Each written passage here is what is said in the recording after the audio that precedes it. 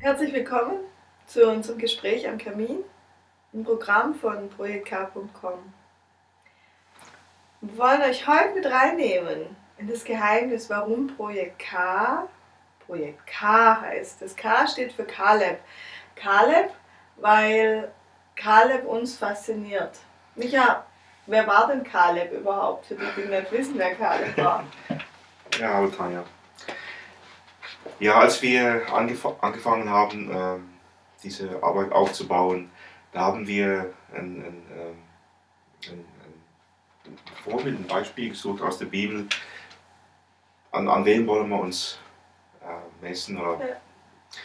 Und ich habe Kaleb entdeckt. Kaleb ist eine sehr spannende Figur aus dem Alten Testament. Der kam mit dem Volk Israel aus der Knechtschaft von Ägypten. Und der war einer der 12 Kundschafter, die Mose losgeschickt hat, in das verheißene Land zu gehen, das Land auszukundschaften. Und damit sie ihre Schlachtpläne bereitstellen können für die Invasion. Gott Für Kanaan. Genau, Gott hat das Land verheißen, Israel verheißen, Kanaan. Und es war bereit. Durch die Wüsten haben sie die Wanderung hinter sich gebracht. Und sie haben das Land gesehen, sie kamen zurück. Und nur zwei Menschen, zwei Kundschafter und Kaleb war einer davon, haben eine gute Botschaft gebracht. 2 von 12. 2 von 12. 10 haben gesagt, Oh, wow. Wir werden alle sterben, das sind alles Riesen in diesem Land. Und es waren tatsächlich Riesen, die da gelebt haben. Aber sie haben gesagt, wir fühlen uns wie Insekten vor ihnen.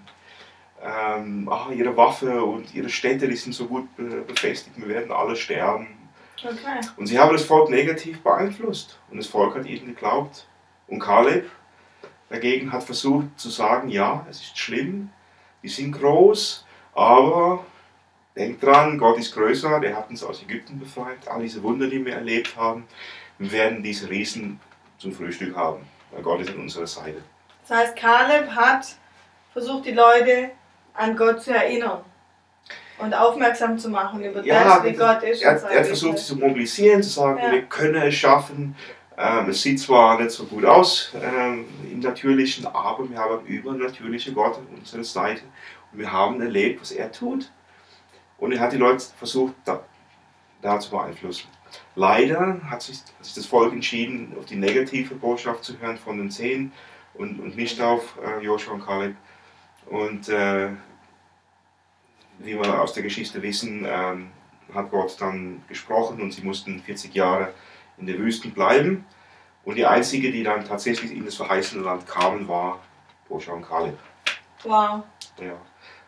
Okay, und was genau macht jetzt Kaleb von der Zeit damals, von der Wüstenzeit, für unsere Zeit heute aus? Warum haben wir das genommen?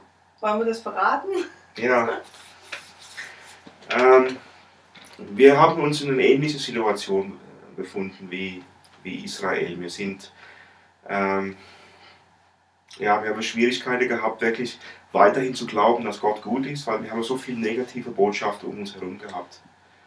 Also wir haben selten gehört, Gott ist gut. Vielleicht Sonntag im Gottesdienst, aber so hat man die ganze Woche nur negative Botschaften bekommen. Klar, schaltest du im Fernsehen ein, hast einen Schwaller negativ. Von der Arbeit. Und was wir zwei gemacht haben, war ständig, ich hab manchmal täglich mir gute Botschaften aus dem Internet, aus dem Fernsehen geholt, wo glaubensvolle Menschen einfach bezeugt haben aus ihrem Leben oder aus der Bibel gepredigt haben, positive Dinge, Wahrheiten, ermutigende Sachen. Und da haben wir uns lange von ernährt.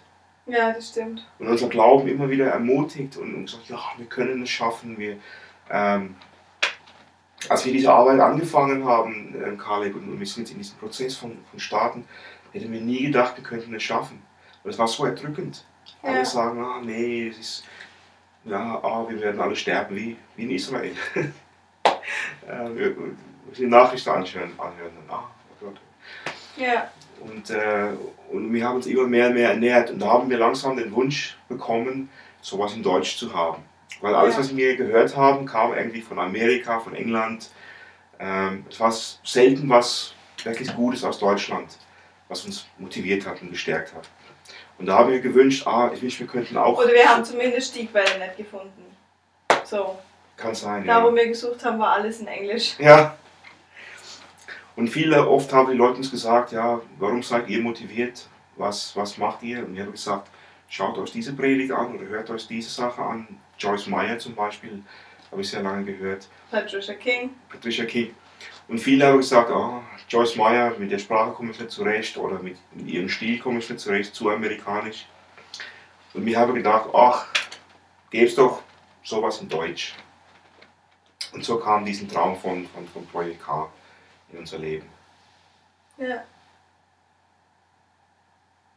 Ja. Und jetzt ist er online. Und jetzt schauen wir, was Gott macht. Ja. Letztendlich wusste Kaleb auch nicht, wie Gott es macht. Ja. Er wusste nur, dass Gott es macht. Kaleb hat die Leute motiviert und hat keinen Plan gehabt, wie sie das schaffen sollen. Gott hat ihm nicht gesagt, ja, so und so macht er das und dann besiegt er die, sondern er hat nur gesagt, hey, wir haben einen großen Gott und er hat es möglich und er kann es möglich machen. Und das ist das, was wir ganz oft zueinander sagen. Wirklich, wir haben einen großen Gott und er hat einen guten Plan. Und ich glaube das zutiefst, wirklich zutiefst. Es gibt kein Gebet, das ich nicht wirklich Gott dafür dankt, dass er einen guten Plan hat für mein Leben, einen guten Plan hat für unser Leben, einen guten Plan hat für dein Leben. Und wir wünschen dir, dass Projekt K dich ermutigt. Ermutigung im Netz ist so wichtig. Es gibt so viel anderes Zeugs im Internet zu finden oder in der Nachrichtenwelt. Deswegen schau dir Dinge an, die dich ermutigen. Schau dir Dinge an, die dich stärken. Schau dir Stories an, Geschichten, die Gott schreibt mit Menschen. Interviews ist ein ganz wichtiger Punkt, weil es so toll ist. Und Gott schreibt es mit ganz normalen, gewöhnlichen Menschen, mit dir und mir, mit uns, mit jedem von euch. Jeder von euch ist eine Geschichte von Gottes Liebe. Und das wollen wir. Wir wollen euch ermutigen. Wir haben unsere Predigten drin, die wir in unserer Gemeinde predigen. Wir haben Interviews drin. Wir haben diese Gespräche am Kamin drin. Und alles zusammen soll dienen, dass du anfängst zu träumen, groß zu denken. Selbst wenn in dem Land, wo du bist, Riesen sind, Gott ist stärker.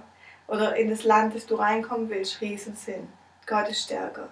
Aber wenn du dich in der Wüste fühlst, hey, Gott ist stärker. Und Gott hat den Plan und Gott hat den Durchbruch. Vertrau ihm. Vertrau ihm, dass er dich führt und leitet. Vertrau ihm und schau auf ihn. Das wünschen wir dir. Und denk dran, Gott ist gut, er ist so richtig, wirklich gut und er hat einen guten Plan für dein Leben. Und er wird dich in deine Berufung bringen, daran glauben wir fest.